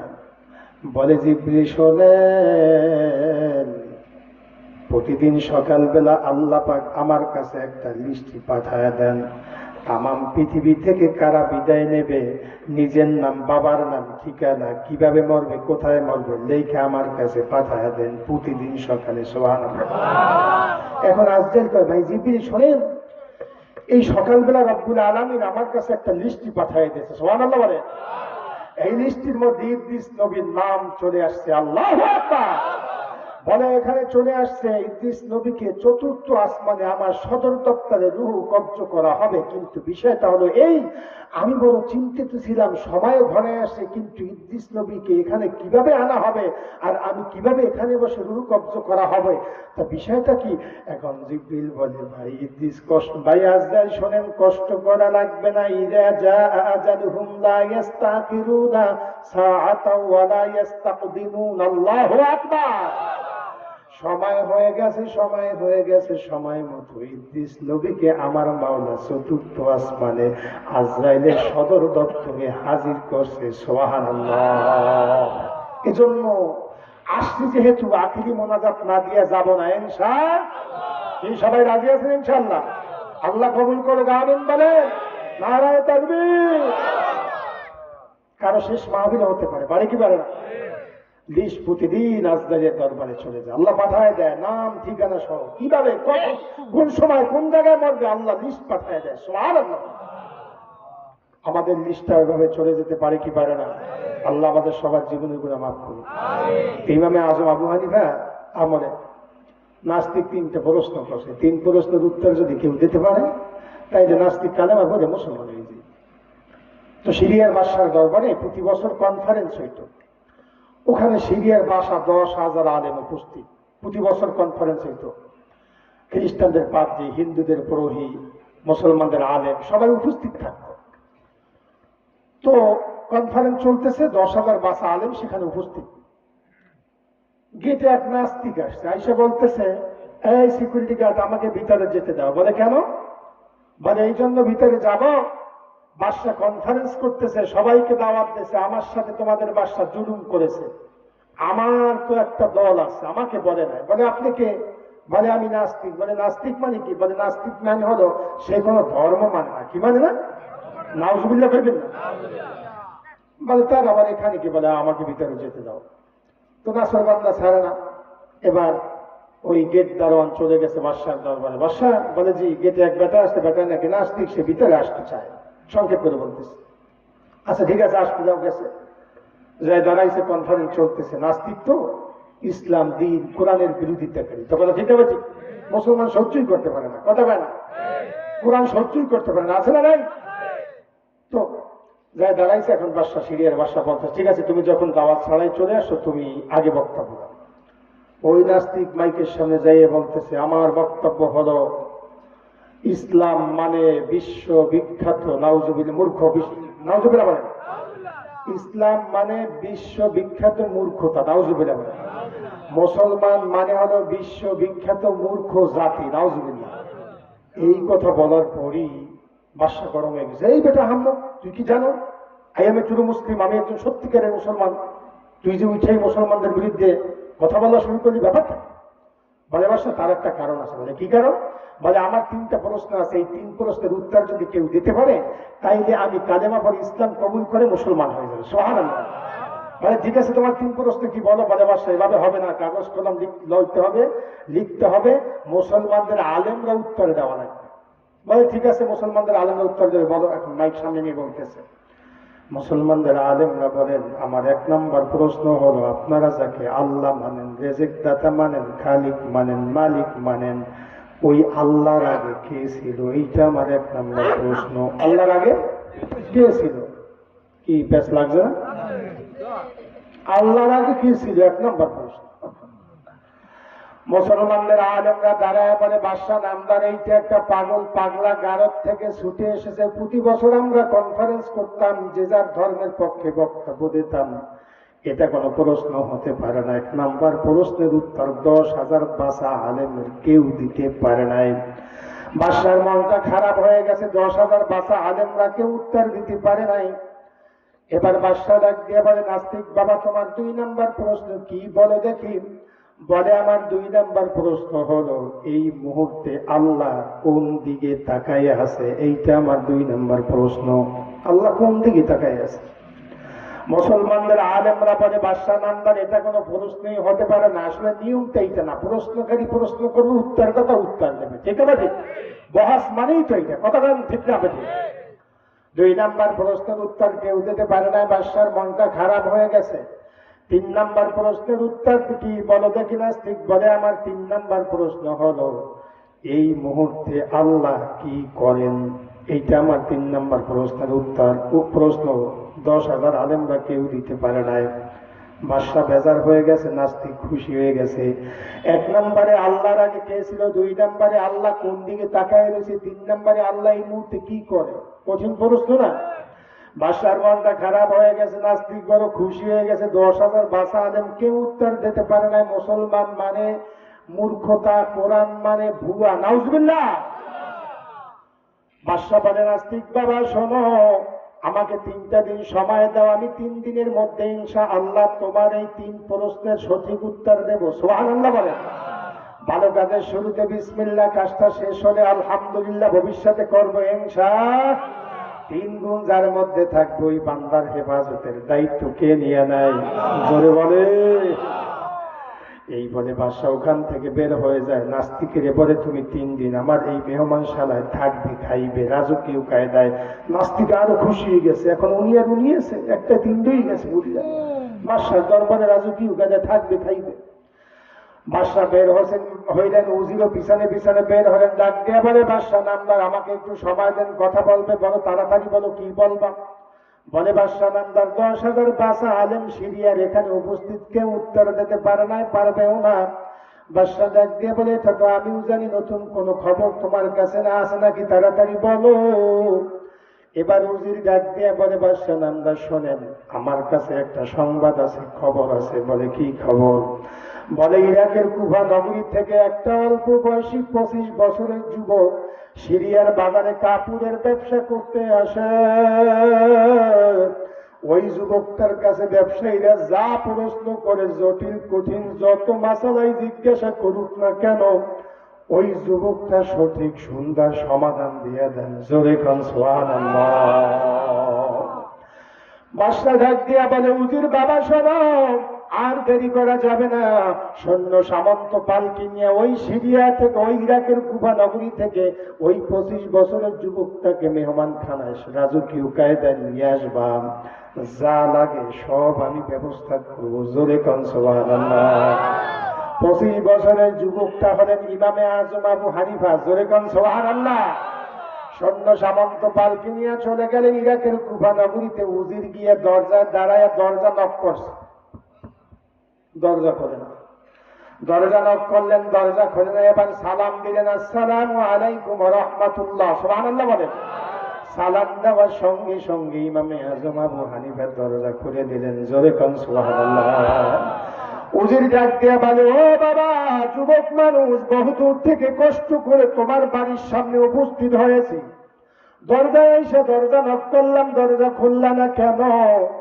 ইমামে আজম 25 বছরের যুবক। ও যুবক বাবা শোনো, ওই ইমামে আজম 25 বছরের যুবককে ডাক দিয়ে বলে শোনো, দরজায় আইসা দরজা টোক্কা দেওয়া যেমন ভুল, ওই দরজা টোক্কা পাইয়া দরজা খোলাও তেমন ভুল। জোরে কোন সুবহানাল্লাহ। উজির ডাক দিয়ে বলে বাবা তাইলে কেন খোল্লা? পরে বলে শোনেন, যখন আমার নবীর সুন্নাত সালাম দেওয়া, সালাম দিয়েছেন, সুন্নাত পালন করেছেন, পালন করতে দেরি, দরজা খুলতে দেরি না। জোরে কোন সুবহানাল্লাহ। আমার নবীর আদর্শ, আমার মাওলার ভয় যার মধ্যে পাওয়া যায়, আমার মাওলা দুনিয়া আখিরাতে সম্মানিত করে। ঠিক না বাজি? নবীর সুন্নাত সালাম দেওয়া, দরজা এসে সালাম দেশে, দরজা খুলে দেশে। বলে বাবা তোমরা কারা, কোথা থেকে আসছো? বলে আমরা আসছি ইরাকের কুফা নগরী থেকে, আমরা আসছি সিরিয়ার রাজ দরবার থেকে, ইরাকের কুফা নগরী আপনার বাড়ি আসছি। বলে কেন আসছো? বলে বাদশা পাঠায় দিয়েছে আপনাকে নেওয়ার জন্য। কেন? বলে নাস্তিক 3টা প্রশ্ন করেছে, বাসা 10,000 আলেম সেখানে ছিল, কেউ উত্তর দিতে পারে না। ইসলাম মুসলমান কোরআন বিজ্জাতি হবে, এজন্য আপনার দরবারে এসেছি, আপনাকে বাদশা নেওয়ার জন্য পাঠা দিয়েছে। সুবহানাল্লাহ। ইমামে আজম বলে উজির বাবা, নাস্তিক কি প্রশ্ন করেছে আগে একটু আমাকে শোনাও। বলে নাস্তিক 1 নাম্বার প্রশ্ন করেছে, আপনারা যাকে আল্লাহ মানেন, রব মানেন, খালিক মানেন, রেজেক দাতা মানেন, ওই আল্লাহর আগে কে ছিল? এই প্রশ্ন কি আপনার জানা আছে নাকি? ইমামে আজম ডাক দিয়া বলে ইনশাআল্লাহ 1 নাম্বার প্রশ্নের উত্তর আমি আবু হানিফার কাছে কোনো ব্যাপার না। সুবহানাল্লাহ। এখন উজির কয় আল্লাহর আগে কে ছিল, এইটা উত্তর দিতে পারবে সঠিক? এখন উজির বলে আপনি কি শুনছেন? মানে উজিরের বিশ্বাস না, আপনি কি শুনছেন? ইমামে আজম বলে তাইলে আমি আপনাকে শোনায়া দিই। 1 নাম্বার প্রশ্ন নাস্তিক কি করেছে? বলে 1 নাম্বার প্রশ্ন করেছে, আমরা যাকে আল্লাহ মানি, রব মানি, রেজেক দাতা মানি, আল্লাহর আগে কে ছিল? কয় হ এইটাই তো, আল্লাহু আকবার। বলে এইটার উত্তর আপনার জানা আছে? বলে ইনশাআল্লাহ, কোনো ব্যাপার না। সুবহানাল্লাহ বলেন।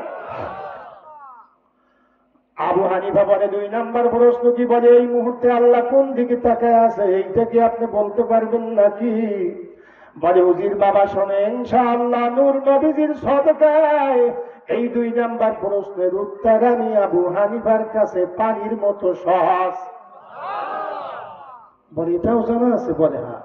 উজির ডাক দিয়া বলে বাবা শোনো, আবু হানিফা যদি 3 নাম্বার প্রশ্ন তোমার জানা থাকে, উত্তর যদি দিতে পারো, তোমাকে কিন্তু শরীয়তের দরবারে পালকিতে চড়াইয়া রাজকীয় কায়দায় নিয়ে যাব। জোরে কোন সুবহানাল্লাহ। সম্মানের মালিক কে?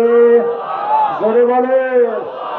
ওই বান্দা কি আমার মাওলা ইজ্জত দেয়, সম্মান দেয়, যার মধ্যে আমার মাওলার ভয়, নবীর মহব্বত পাওয়া যায়। ঠিক না বেঠিক? বলে 3 নাম্বার প্রশ্ন কি করেছে? বলে এই মুহূর্তে 1 নাম্বার আল্লাহর আগে কে ছিল, 2 নাম্বারে আল্লাহ কোন দিকে তাকায় আছে, 3 নাম্বার প্রশ্ন এই মুহূর্তে আল্লাহ কি করেন, এটাও কি আপনার জানা আছে নাকি? ইমামে আজম বলে ইনশাআল্লাহ নূর নবীজির সদকায় এই 3 নাম্বার প্রশ্নের উত্তর আমি আবু হানিফার কাছে সঠিক জানা আছে। সুবহানাল্লাহ। হুজুর ডাক দিয়া বলে সৈন্য সামন্তরা এদিকে আসেন, পালকি নামান, আবু হানিফারে উঠান, বাদশার দরবারে নিয়ে যাব। ইমামে আজম বলেন না, শোনো, আমার ঘরে আমার মা আছে, বড় নিয়ামত। সুবহানাল্লাহ। আমার মা অসুস্থ, অসুস্থ মায়ের আমি খেদমত করি, আমার মা যদি অনুমতি দেয় তাইলে যাইতে রাজি আছি, নচেত রাজার দাওয়াত, ওই বাদশার দাওয়াত আমি আবু হানিফার কাছে তুচ্ছ। জোরে কোন সুবহানাল্লাহ। আমাদের দেশের প্রধানমন্ত্রী যদি চিঠি পাঠায় দেয় অমুকের নামে, আপনাকে যাওয়ার জন্য পাঠাইছে, লঙ্গি আছে না, প্যান্ট আছে না, গামছা আছে, তালাশ করবো না, দেব দৌড়। আরে যুবক, পূর্বেকার বুজুর্গ গানে দিন আমনে আমনে বড় হয় নাই, বড় মা ভক্ত, আল্লাহ বলা, আল্লাহর মহব্বত, আল্লাহর ভয় বেশি ছিল। ঠিক কিনা? এবার মায়ের কাছে চলে গেছে আবু হানিফা, যায় বলে মা, সিরিয়ার বাদশা আমাকে নেওয়ার জন্য পাঠায় দেশে, মা বেড়াইতে না। নাস্তিক 3টা প্রশ্ন করেছে, মুসলমান বেইজ্জতি হবে, কোরআন বেইজ্জতি হবে, ইসলাম বেইজ্জতি হবে। 3 প্রশ্নের উত্তর সিরিয়ার 10,000 বাদশা আলেমরা কেউ দিতে পারে নাই, আমাকে নেওয়ার জন্য পাঠায় দেশে, যদি আপনি অনুমতি দেন যাইতে রাজি আছি, নচেত যাব না। সুবহানাল্লাহ। কষ্ট হইতেছে? বিরক্ত হইতেছেন? ইমামে আজমের মা চোখের পানি ছেড়ে দিয়ে ডাকতেছে, আয় বাবা। কাপড়ের আঁচলটা আবু হানিফার মাথার উপর দিয়ে ঢাইকা দিয়ে কাপড়ের আঁচলের নিচে হাত 2টা মালিকের দরবারে জায়গা দিয়ে চোখের পানি ফালাইয়া কান্না করে আর বলে, ও দয়ার মালিক, আমি আবু হানিফার মা তোমার দরবারে ফরিয়াদ জানাই, আল্লাহ এই 3 প্রশ্নের উত্তরের মাধ্যমে আমার আবু হানিফারে তামাম পৃথিবীতে পরিচয় করা দিও। সুবহানাল্লাহ।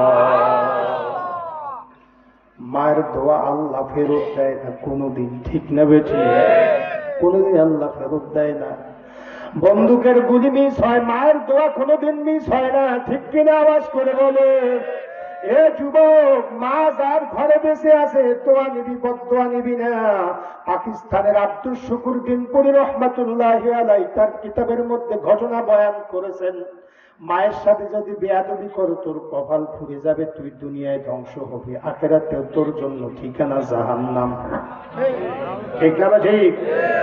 কারণ মা এমন এক নিয়ামত, দুনিয়ার মানুষের পায়ের নিচে জুতা, জুতার নিচে মাটি, আর মা এমন এক সম্পদ, ওই মায়ের পায়ের নিচে আমার আল্লাহ জান্নাত রাখছে। ঠিক কিনা? আব্দুল শুকুর দিনপুরি রহমাতুল্লাহি আলাইহি বলেন, আমি রাস্তা দিয়ে বাজার নিয়ে হাঁটি, বাড়ির দিকে রওনা। এক যুবক ভিক্ষুকের মতো রাস্তার পাশে বসে আছে, আমাকে সালাম দিয়ে ডাক দিলেন। আমি বললাম, বাবা সময় নাই। বলে, হুজুর আসেন, আমি ভিক্ষুক না, আপনার নাম শুনছি, আপনার কাছে একটা কথা বলবার চাই। কাছে গেছে, বলে বলো বাবা বলো। বলে, হুজুর শোনেন, আমার মা বেঁচে ছিল, মাকে বহুত কষ্ট দিয়েছি, মার গর্ভ থেকে আসার সময় বহু রক্ত ঝরিয়েছি, আমি নেশা করতাম, নেশা খেয়ে বাড়ি গেছি। বাড়ি যাওয়ার পর আব্দুল শুকুর দিনপুরি রহমাতুল্লাহি আলাইহি বলেন, ওই যুবকটা বলে, হুজুর নেশা খেয়ে বাড়ি গেছি, আমার মা গভীর রাত্র পর্যন্ত দরজা খুলে বাহিরের দিকে তাকায় থাকতো, আমি যখন বাড়ি যাইতাম, মা দেরি হয়ে গেলে বলো বলো বলতে, বাবা এত দেরি করে কেন আসো? একদিন নেশা খেয়ে বাড়ি গেছি, দেরি হয়েছে, মা ডাক লইছে, হুজুর আমি আমার ডান হাতের দ্বারা আমি আমার মায়ের মাতাল অবস্থায় ছিলাম না, কেমন ছিলাম, জোরে একটা চেহারার মধ্যে আঘাত দিয়ে দিছি। বলে হুজুর আঘাত দেওয়ার পরে আমার মা কষ্ট পেয়েছে, অজ্ঞানের মতো হয়ে গেছে। আমার মা কান্না করছে আর বলছে, আল্লাহ যেন তোর হাতটা পোকের দ্বারা খাওয়ায়, তোর হাতটায় যেন আল্লাহ পোকা লাগায় দেয়, পোকায় যেন যন্ত্রণা শুরু করে দেয়। বলে আব্দুল শুকুর বিনপুরি রহমতুল্লাহ আলাই বলে, ওই যুবকটা বলে, হুজুর আমি আমার মাকে আঘাত করার কয়েকদিন পরে আমার মা দুনিয়া থেকে বিদায় নিয়ে গেছে, বড় কলিজার মধ্যে আগুন জ্বলতেছিল। আমার মা যখন ইন্তেকাল হয়ে গেছে, বেশ কয়েকদিন পরে আমার ডান হাতের মধ্যে যন্ত্রণা শুরু হয়ে গেছে, জ্বালা শুরু হয়ে গেছে। আমি আমার বড় বড় ডাক্তার আমি দেখাইছি, পাকিস্তানে এমন কোন ডাক্তার নাই যেই ডাক্তার আমি দেখাই নাই। ডাক্তার পরীক্ষা নিরীক্ষা করে টেস্ট করে রিপোর্ট যখন দেখে, বলে তোমার কোন রোগ তালাশ করে পাওয়া যায় না, এই দেশের মেশিনে মনে হবে না, পরীক্ষা নিরীক্ষা করে আমরা কিছুই পাই না, যাও লন্ডনে যাও, লন্ডনে গিয়ে চিকিৎসা করাও, দেখো ওই চিকিৎসকেরা রোগ ধরতে পারে কিনা। আব্দুল শুকুর বিনপুরি বলে, ওই যুবকটা সম্পদ বিক্রি করে লন্ডন চলে গেছে। ডাক্তাররা পরীক্ষা নিরীক্ষা করে বলে কোন রোগ পায় না। এবার ডাক্তাররা বোর্ড বয়া বলে, যুবক বাবা এদিকে আসো, সত্যি করে বলো আমরা কোন রোগ তালাশ করে পাই না, তোমার কোনো অপরাধ আছে কিনা, কোনো কিছু হয়েছে কিনা একটু বলো দেখি। বলে আপনারা রোগ পান না, আমার হাতের মধ্যে মনে হয় যেন পোকায় করড় করড় কামড় মারে, বড় যন্ত্রণা হয়। বলে বাবা সত্যি করে বলো কি হয়েছে? যুবকটা কান্না করে আর বলে, ডাক্তাররা বলতে লজ্জা আমার হয়, আমার মা জীবিত থাকা অবস্থায় আমি নেশা করে বাসায় গিয়েছিলাম, মা দেরি হওয়ার কারণে আমাকে ডাক নিছে, বন্ধ বলছে, আওয়াজ করে কথা বলছে, রাগ করে আমি হাত দ্বারা মায়ের চেহারার মধ্যে আঘাত করছিলাম। আমার মা ওই সময় বলছিল, আল্লাহ যেন তোর হাতের মধ্যে পোকা লাগায় দেয়, পছন্দ লাগায় দেয়। ডাক্তাররা বলে, ও বাবা যুবক শোন, আমরা ডাক্তার পরীক্ষা নিরীক্ষা করে কোন রোগ পাইলাম না, তবে শোন এমন রোগে তোরে ধরেছে, তামাম দুনিয়ার ডাক্তারও যদি তোমাকে বোর্ড বসে চিকিৎসা ব্যবস্থা পত্র দেয়, কোন ডাক্তার তোমার রোগ ভালো করতে পারবে না। যে মায়ের গায়ে আঘাত করছো, ওই মা ক্ষমা না করলে কোনদিন ভালো হইতে পারবে না। আব্দুল শুকুর বিনপুরির কাছে যুবকটা কান্না করে পা দুখানা জড়া ধরছে। আব্দুল শুকুর বিনপুরি বলে, ও বাবা শোন, আমার নাম শুনেছো, বহু মানুষের কাছে নাম শুনেছো, আমার কাছে এসেছো, আমার হাতে কোনো ক্ষমতা নাই। ওই মায়ের কবরের কাছে গিয়ে দাঁড়ায় দাঁড়ায় কান্না করে আর বল, মা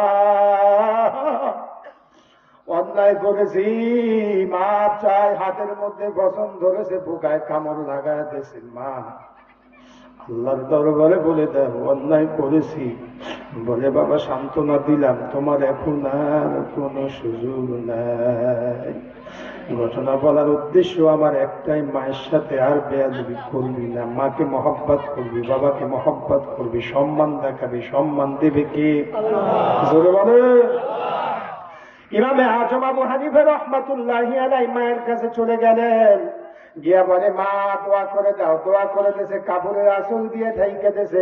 ওই সিরিয়ার বাদশার দরবারে গেছে, সময় নির্ধারণ করা হয়েছে। আবু হানিফা বলে, উজির বাবা শোনো, নাস্তিকের 3 প্রশ্নের উত্তর ইনশাআল্লাহ আমি দেব, তবে 3টা শর্ত আছে। আল্লাহু আকবার বলে। উজির বলে আবার শর্ত, বলে হ্যাঁ 3টা শর্ত। 1 নম্বর শর্ত হলো যেদিন কনফারেন্স করা হবে ওই দিন সিরিয়ার সমস্ত লোকদেরকে খবর দেবা, সমস্ত লোকদেরকে বাদশার অনুমতি ক্রমে মাইকিং করে এলান করে ওই কনফারেন্স রুমের মধ্যে রাখতে হবে। পারবানি? বলে পারবো, কোনো ব্যাপার না। 2 নম্বর শর্ত হলো যেদিন কনফারেন্স হবে ওইখানে একটা মাত্র চেয়ার থাকবে, আর কোনো চেয়ার থাকবে না। পারবানি? বলে পারবো। বলে 3 নম্বর শর্ত হলো যেই কনফারেন্সের মধ্যে রুমের মধ্যে কনফারেন্স হবে ওখানে একটা টেবিল রাখবা, একটা মোমবাতি আর একটা দিয়ে সবাই গ্যাস লাইট রাখবা। পারবানি? বলে এটাও পারবো, কোনো ব্যাপার না। শর্ত কয়টা? কষ্ট হইতেছে? নারায়ে তাকবীর, নারায়ে তাকবীর, কোরআন হাদিসের আলো। এবার ইমামে আজম আবু হানিফা রাহমাতুল্লাহি আলাইহি সিরিয়ার বাদশার দরবারে রওনা। সময় নির্ধারণ করা হয়েছে। ওই সময় থেকে একটু দেরি, ইমামে আজম গিয়ে মেহমানশালায় উপস্থিত। নাস্তিক এসে চেয়ারে বসে গেছে। হাজার হাজার মানুষ কনফারেন্স রুমের মধ্যে উপস্থিত হয়ে গেছে। ইমাম আবু হানিফার যেই সময় নির্ধারণ করা হয়েছে ওখান থেকে আসতে আধা ঘন্টা থেকে 40 মিনিট লেট হয়েছে। নাস্তিক বলতেছে 10,000 আলেমরা পারে না, এরাও মনে হয় পালাইছে। এই যে বলতেছে, এই কথা বলতে না বলতে ইমামে আজম কনফারেন্স রুমের কাছে আইসা জোরে একখান সালাম, আসসালামু আলাইকুম ওয়া রাহমাতুল্লাহ, সুবহানাল্লাহ সালাম দিয়ে ইমামে আজম আবু হানিফা বলে কে কে কার প্রশ্নের উত্তর দেওয়া লাগবে, কি প্রশ্ন করছে, কার উত্তর দিতে হবে। নাস্তিক তো ভাব নিয়ে চেয়ারে বসছে, মনে করছে চেয়ারটা ওনার জন্য, উনি আজকের এই দরবারের কুতুব। আসে চেয়ারে বসে, এখন নাস্তিক স্টেজে বসে হাত জাগাইছে, বলে আমার, বলে আপনার, বলে হ্যাঁ। এখন ইমামে আজম আবু হানিফা বলে আপনার প্রশ্নের উত্তর দেওয়ার আগে আমার একটা প্রশ্ন আছে। বলে করো। বলে আমার প্রশ্ন হলো যিনি প্রশ্ন করেন তার দাম বেশি নাকি যিনি উত্তর দেন তার দাম বেশি? আবু হানিফা এটা নাস্তিককে প্রশ্ন করছে। বলে যিনি প্রশ্নের উত্তর দেন তার দাম বেশি। এখন ইমামে আজম আবু হানিফা বলে যদি যিনি প্রশ্নের উত্তর দেন তার দাম বেশি হয় তাইলে আপনি চেয়ার থেকে নামেন, আমি ওই চেয়ারে বসি। সুবহানাল্লাহ বলে। মানে শুরুতেই বাস, ঠিক না? ঠিক। নাস্তিক ছোট্ট একটা বয়সী পুরা 25 বছরের যুবক আসছে চেয়ার থেকে নামাইতেছে, একটু বেইজ্জতি হয়েছে না? এখন চেয়ার থেকে নামে আর কি জানি বরিশালে বুদুর বুদুর করে, বুঝলেন? আর চেয়ার থেকে নামে আর কি জানি কয়। কষ্ট হইতেছে আপনাকে? হয় একটু বিরক্ত হইতেছে না? এখন চেয়ার থেকে নামে একটা চেয়ার থেকে নামা প্রশ্নের উত্তর দিয়ে এলাম না, দেখতে না মজা। যেমন ধরেন এলাকা গ্রামের মধ্যে রিক্সাওয়ালার বলে মেট্রিক পাস করছে, মেম্বার বা প্রতিনিধি বড় বড় ধনীরা শুনছে যে অমুক রিক্সাওয়ালার বলে মেট্রিক পাস করছে। তো বেটা আই পাস করছিল তো করছে, আই পাস করছে, চাকরি হোক না, হয়েছে সরকারি চাকরি, বেতন পাইয়ে লোক না, পাইছে বেতন, তো কপালের সারা তাই দিয়ে ভাঙবে কথা কথা। আর ওই নাস্তিক কয় উত্তর দেখুন আগে। ইমামে আজম চেহারে বসছে, বলে আপনার প্রশ্ন? বলে হ্যাঁ। কি উত্তর শুনবেন না থাকবে? মনোযোগ দিয়ে দিব। ইমামে আজম আবু হানিফা রাহমাতুল্লাহি আলাইহি বলে ও বাবা 1 নাম্বার প্রশ্ন তোমার কি, বলো দেখি।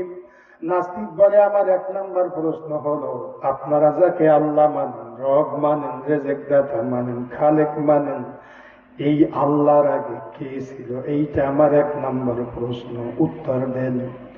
ইমামে আজম ডাক দিয়ে বলে ও নাস্তিক বাবা আপনি কি সৎকিয়া বলতে জানেন নাকি? মানে তাদের ভাষায় বলতেছে সৎকিয়া মানে 1 2, বুঝলেন না? নাস্তিক আমি একজন হায়ার এডুকেটেড শিক্ষিত, আমার কয় 1 2 গুনতে জানেন, এরা তো পাগল ছাড়া আর কিছু না। নাস্তিক কয় ভাবলো এটি, বুঝলেন? বলে হ্যাঁ আমি গুনতে জানি। বলে গোনেন। এবার নাস্তিক গোনে 1 2 3 4 5 6 7 8 9 10। আবু হানিফা বলে থামেন। থামছে। বলে আপনি কি উল্টা ভাবে গুনতে জানেন নাকি? বলে কোনো ব্যাপার না, গোনেন। বলে 10 9 8 7 6 5 4 3 2 1। থাইমে গেছে। আবু হানিফা থামতে কয় না। এবারে ডাক দিয়া বলে নাস্তিক বাবা 1 থেকে 10 পর্যন্ত গুনতে বললাম, আপনি গুনতে গুনতে 10 পর্যন্ত গিয়েছেন, আমি থামতে বলেছি থামছেন। আবার উল্টা ভাবে গুনতে বলেছি, আপনি একে জায়গায় কেন থামলেন? আমি তো থামতে বলি নাই। নাস্তিক ডাক দিয়া বলে শোন, একের আগে আর কিছু নাই। ইমামে আজম আবু হানিফা বলে, নাস্তিক শোনো, আমার আল্লাহ এক, আল্লাহর আগে আর কিছু নাই। ঠিক না বেঠি? এখন মুসলমানরা তো নারায় তাকবীর আল্লাহু আকবার, জিতিল রে জিতিল মুসলমান। ঠিক না বেঠি? মুসলমানের ইজ্জত রাখে কে?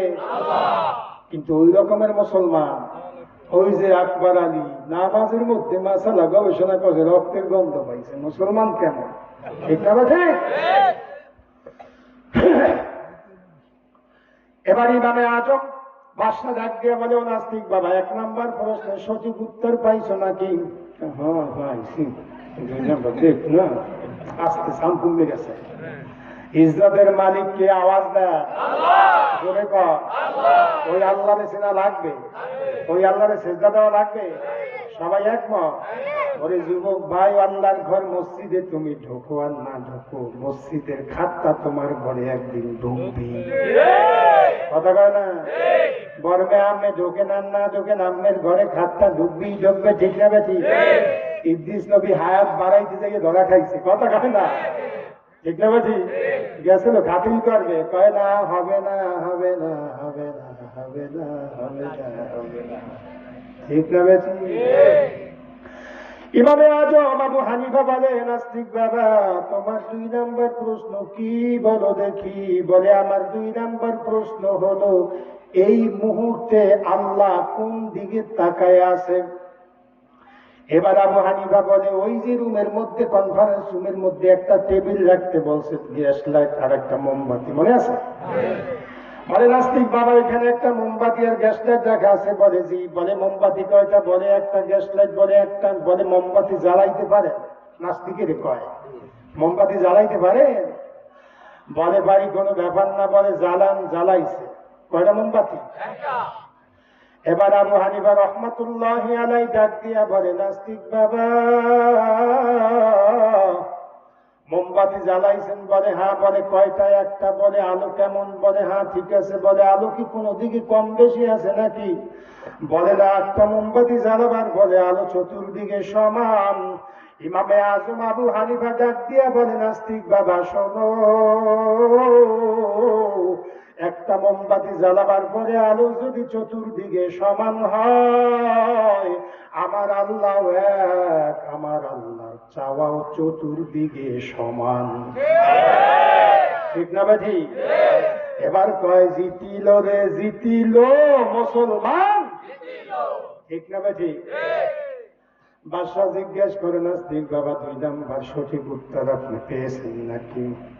আমার পাইছি 3 নম্বর, দেখ না পাইছি 3 নম্বর, দেখ না। বুঝলেন? এখনো এখনো এখনো নয় না, নত হয় না। না, ইমামে আজম আবু হানিফা বলে, নাস্তিক বাবা, তোমার 3 নম্বর প্রশ্ন কি বলো দেখি? নাস্তিক বলে, আমার 3 নম্বর প্রশ্ন হলো, এই মুহূর্তে আল্লাহ কি করেন? এই মুহূর্তে এ প্রশ্নের উত্তর মানে আমরা সবাই পারে, সবাই পারে। নাস্তিক বলে, এই মুহূর্তে আল্লাহ কি করেন এইটা বলো। ইমামে আজম আবু হানিফা বলে, ও নাস্তিক বাবা, এই মুহূর্তে আমার আল্লাহ কি করে এইটা বুঝি তুমি দেখো না, বোঝো না? বলে, না, বলো, এই মুহূর্তে আমার মাওলা কি করেন? আবু হানিফা বলে, এই মুহূর্তে আমার মাওলা এইটাই করেন, একটু আগে যেই চেয়ার থেকে তোমাকে নামাইয়া আমি আবু হানিফার দেশে বসাইয়া এইটাই আমার মাওলা করে। ঠিক না বেঠি? মুসলমানরা কয়, জিতিল রে জিতিল মুসলমান। নাস্তিক দাঁড়ায় গেছে 25 বছরের যুবক ইমামে আজম আবু হানিফার পা দুখানা জড়ায় ধরে বলে, বাবা, আর নাস্তিক থাকবো না, বহু ইসলামের বিরুদ্ধে কথা বলেছি, কোরআনের বিরুদ্ধে কথা বলেছি, আর দেরি করো না, আমাকে কালেমা পড়া মুসলমান বানা দাও। আল্লাহু আকবার। দেরি আর হব না, আমি আর দেরি করব না, আমার দল বল সব কালিমা পড়ে ইসলাম কবুল করে মুসলমান হয়ে যাব। সুবহানাল্লাহ। এজন্য বলছি বাবা, বহু রাত হয়ে গেছে, আমি আর কষ্ট দিবার চাই না। আমার মাওলাকে ভয় করো, আমার মাওলাকে মহব্বত করো, নবীর আদর্শ নিয়ে এই জমিনে চলো। আনোয়ার শাহ কাশ্মীরি রহমাতুল্লাহি আলাইহি আমার মাওলাকে ভয় করার কারণে কেমন ভয় আনোয়ার শাহ কাশ্মীরি করেছেন। সফরে বের হয়েছে, ট্রেনে সফর করতেছে, মানুষ সবাই তাকে সম্মান করে, শ্রদ্ধা করে, বুজুর্গ বলে। এবার আনোয়ার শাহ কাশ্মীরি ট্রেনে যায় পরীক্ষা করার জন্য। এক মহিলা পান বানাই আনোয়ার শাহ কাশ্মীরিকে পাঠায় দিয়েছে খাওয়ার জন্য। এবার আনোয়ার শাহ কাশ্মীরি মুখের মধ্যে পান দিয়েছে, দিয়া চাবায় রস মুখে আসছে, কিন্তু ঢোক গেলতে পারে না, বারবার স্যাপ ফালায় দেয়, স্যাপ ফালায়, থুতু ফালায়, রস ফালায় দেয়, গেলতে পারে না। ছাত্রদেরকে পাঠায় দিয়েছে, যা জিজ্ঞাসা করো ওরা পানির মধ্যে কি দিয়েছে, আমি ঢোক গেলতে পারি না। মহিলাদের কাছে ট্রেনের মধ্যে ছাত্ররা চলে গেছে, আপনারা পানির মধ্যে কি দিয়েছেন? আনোয়ার শাহ কাশ্মীরি পান গেলতে, পান চাবায় কিন্তু ঢোক গেলতে পারে না, চিপ দিয়ে থুতু স্যাপ ফালায় দেয়, রস ফালায় দেয়।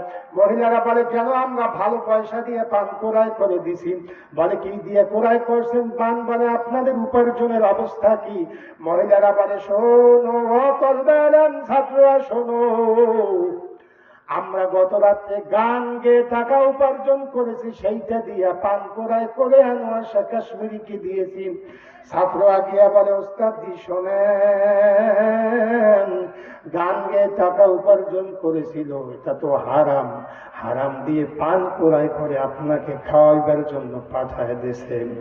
আপনি চাবান চিপটি রস থুতু ফালায় গেলতে পারেন না, এই হলো বিষয়। আনোয়ার শাহ কাশ্মীরি বলে, তলবে এলেমরা শোনো, তলবে এলেম থাকা অবস্থায় ছোটবেলা আল্লাহর দরবারে আল্লাহকে ভয় করে দোয়া করছিলাম, ও মালিক যতদিন এই জমিনে বাঁচায় রাখবা, হারাম যেন না গেলতে পারি। আল্লাহু আকবার। আনোয়ার শাহ কাশ্মীরি বলে, ওই মালিককে ভয় করার কারণে আল্লাহর দরবারে দোয়া করছি, আল্লাহ কবুল করে নিয়েছে। হারাম টাকা দিয়ে পান ক্রয় করেছে আমার মাওলা, হারাম আমার পেটের মধ্যে নেবে না। তাকওয়া অর্জন করার কারণে মালিককে ভয় করে দোয়া করছি, মাওলা কবুল করেছে। যে কারণে আমার এই হলকুমের নিচে ওই পানের রস আমার মাওলা নেয় না। সুবহানাল্লাহ। এবারে জোরে কন, আরো জোরে বলেন, কে পারে? আমার মাওলা পারে। এজন্য বলছি শেষ কথা, আমার মাওলাকে ছেড়েন, আমার মাওলাকে ভয় করেন, আমার মাওলাকে মহব্বত করেন, তাকওয়া অর্জন করেন, খাঁটি মুসলমান হয়ে কবর রওনা করেন। কবরটা আমার মাওলা জান্নাতের বাগান বানায় দিতে পারে কি পারে না? রব্বুল আলামিন যেন আমাদের সবাইকে কবুল করে, আমিন বলবো। জোরে বলেন আমিন। শেষ কথা হলো, এখন দোয়া হবে। দোয়ার আগে, অনেক রাত্র হয়ে গেছে, দোয়ার আগে আমি আপনাদের কাছে একটা কথা তো মানবেন, শুরুতেই ওয়াদা করছেন, মোনাজাত না করে আমরা কেউ উঠবো না। এখন দোয়া হবে। বিশেষ করে এই মহল্লা থেকে যত মুরব্বীরা কবরে ঘুমায় গেছে, প্রবাসে যারা রয়েছে, সবার জন্য দোয়া করবো। বিশেষ করে কয়েকটা যুবক, যে আলামিন ভাই শহরে অনেক যুবক, নাম মনে নাই, ওনারা কষ্ট করে যে কোরআনের বাজারটা মিলাই দিল, প্রতি বছর এই বাজারটা এখানে মিলুক, এইটা আমরা চাই। সবাই সবাই চাই ইনশাল্লাহ। কারা কারা চাই? না রায় থাকবে। আল্লাহ কবুল করুক, আমিন। এই যে আল্লাহ পাকের ঘর একখানা মসজিদ আছে, এজন্য আপনারা খুশি না বেজার? সবাই খুশি, সবাই। এই মসজিদ খানা সুন্দর করার দায়িত্ব আমাদের না হিন্দুদের? আমাদের না? এটা হলো আমাদের ইবাদত খানা। এখানে ঢুকে মালিকের কুদরতি কদমে কপালটা লাগাইয়া মালিককে যখন সুবহানা রাব্বিয়াল আলা বলে ডাক দেয়, আল্লাহ বলে, ফেরেশতা ও আমাকে সুবহানা রাব্বিয়াল আলা বলে সারাদিন কষ্ট করার পর মাথাটা ঝুঁকায়া ডাক দিয়েছে, তোরা সাক্ষী দেখ, আমি আল্লাহ সবাইকে মাফ করে দিলাম। খুশি না বেজার?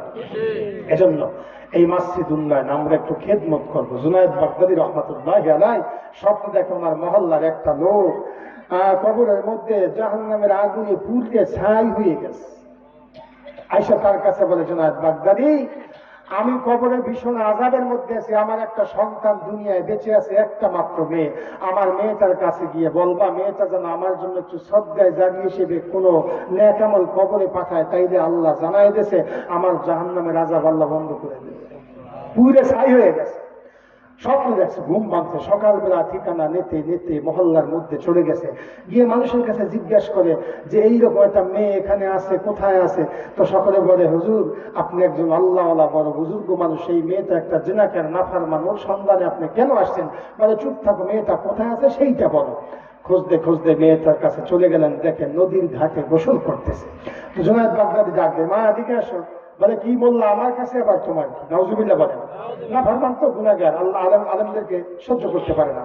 বলে, এদিকে মা, তোর কি বাবা বেঁচে আছে? বলে, না, আমার বাবার আগেই ইন্তেকাল হয়ে গেছে। কেন আসলেন, কি বলবেন? বলে, শোন, গত রাত্রে স্বপ্নে দেখি তোর বাবা কবরের মধ্যে ভীষণ আযাবে আছে, জাহান্নামের আগুনে শরীর পুইরা ছাই কয়লা হয়ে গেছে। আমার কাছে আসছে তোর কাছে একটু সংবাদ পাঠাইবার জন্য। ওই বাবার জন্য একটু সদগায় জারিয়া হিসেবে কোনো নেক আমল পাঠাইলে আল্লাহ তাকে জানাই দিছে তার কবর আযাব আল্লাহ বন্ধ করে দেবে। সুবহানাল্লাহ।